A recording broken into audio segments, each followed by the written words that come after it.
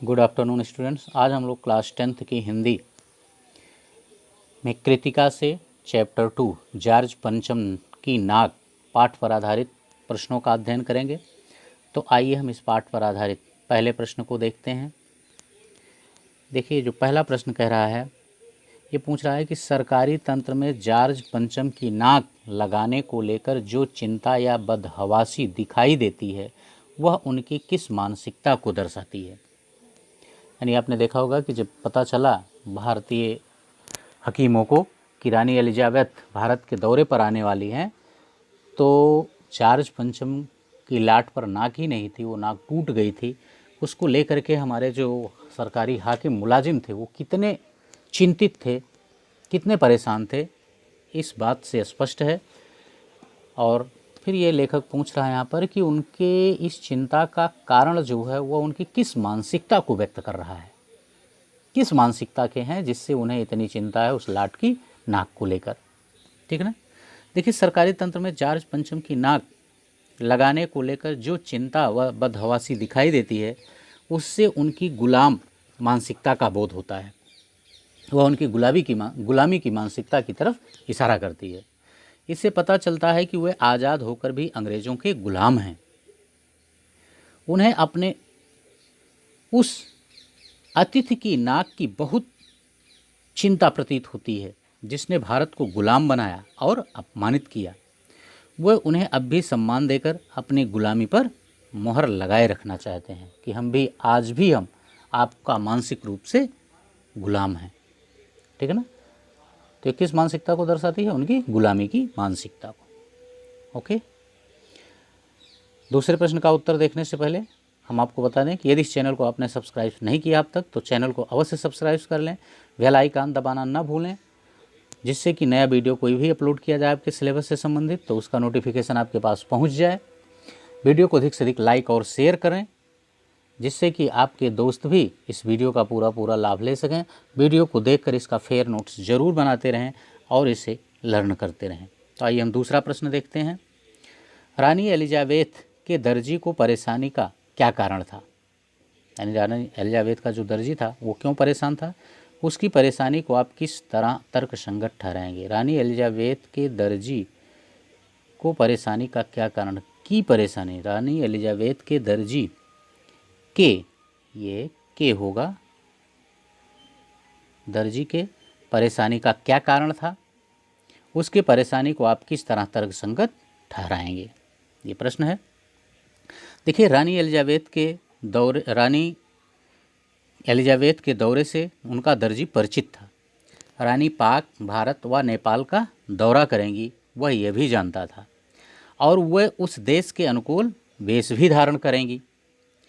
दर्जी परेशान था कि रानी किस देश में कैसी ड्रेस पहनेंगी, यानी जब भारत जाएंगी तो कैसा ड्रेस पहनेगी, पाकिस्तान जाएंगी तो कैसा ड्रेस पहनेगी और नेपाल जाएंगी तो कैसा ड्रेस पहनेगी। इसको लेकर के दर्जी परेशान था क्योंकि उसकी चिंता अवश्य विचारणीय थी। उसका सोचना था जितना अच्छा वेश होगा उतनी भी मेरी भी ख्याति होगी, मेरी भी अधिक प्रसिद्धि होगी। इस प्रकार उसकी चिंता उचित थी। ठीक है ना। ओके। आइए अब हम तीसरा प्रश्न देखते हैं। और देखते ही देखते नई दिल्ली का कायापलट होने लगा। नई दिल्ली के कायापलट के लिए क्या क्या प्रयत्न किए गए होंगे? देखिए, देखते ही देखते नई दिल्ली का कायापलट होने लगा, आपने पाठ में पढ़ा है। नई दिल्ली के कायापलट के लिए क्या क्या प्रयास किए गए होंगे? स्वाभाविक है, जैसे आप आजकल देखते हैं कि अगर कोई नेता दौरे पर आता है, हमारे प्रधानमंत्री या मुख्यमंत्री अगर किसी प्रदेश के दौरे पर आते हैं, किसी ज़िले में आते हैं, तो देखिए बिजली चाक चौबंद हो जाती है। उस शहर की, उस स्थान की विशेष करके सफाई कर दी जाती है। ठीक है ना। जो भी बिल्डिंगें याद होती हैं उनकी मरम्मत की जाती है, सरकारी बिल्डिंगें। तो इस तरह से सड़कों की मरम्मत कर दी जाती है। सड़कों के किनारे जो कूड़े के ढेर लगे होते हैं वो सब हटा दिए जाते हैं, साफ़ कर दिए जाते हैं। तो यही सब वहाँ भी हुआ होगा। तो आइए देखते हैं पाठ के आधार पर। देखिए, नई दिल्ली के कायापलट के लिए सबसे पहले तो गंदगी के ढेरों को हटाया गया होगा। ठीक ना, जो सड़क के किनारे गंदगी, कूड़ा करकट पड़ा रहा होगा उसको हटाया गया होगा। सड़कों, सरकारी इमारतों और पर्यटन स्थलों को रंगा पोता गया होगा और सजाया संवारा गया होगा। उन पर बिजलियों का प्रकाश किया गया होगा, ठीक ना। सदा से बंद पड़े फव्वारे चलाए गए होंगे, क्योंकि हमारे पर्यटक स्थलों पर आप देखते हैं कि अधिकतम पर्यटक स्थलों पर फव्वारे आदि लगे होते हैं लोगों को आकर्षित करने के लिए, ताकि लोग उनसे आकर्षित होकर वहाँ आएँ, घूमें, टहलें, ठीक ना। लेकिन वह देख रेख के अभाव में अधिकतर बंद ही पड़े रहते हैं। तो वही कह रहा है कि बंद पड़े फव्वारों को भी चलाया गया होगा। भीड़ भाड़ वाली जगहों पर ट्रैफिक पुलिस का विशेष प्रबंध किया गया होगा, ताकि ये लगे कि हाँ सारी व्यवस्थाएं यहाँ अभी चुस्त और दुरुस्त हैं, ठीक ना। तो इस तरह की व्यवस्था दिल्ली में की गई होगी। आइए अब हम इसके आगे के प्रश्नों को देखते हैं। देखिए चौथा प्रश्न अब कह रहा है, जिसको दो पार्ट में का और खा में बांटा गया है, कि आज की पत्रकारिता में चर्चित हस्तियों के पहनावे और खान पान संबंधी आदतों आदि के वर्णन का दौर चल पड़ा है।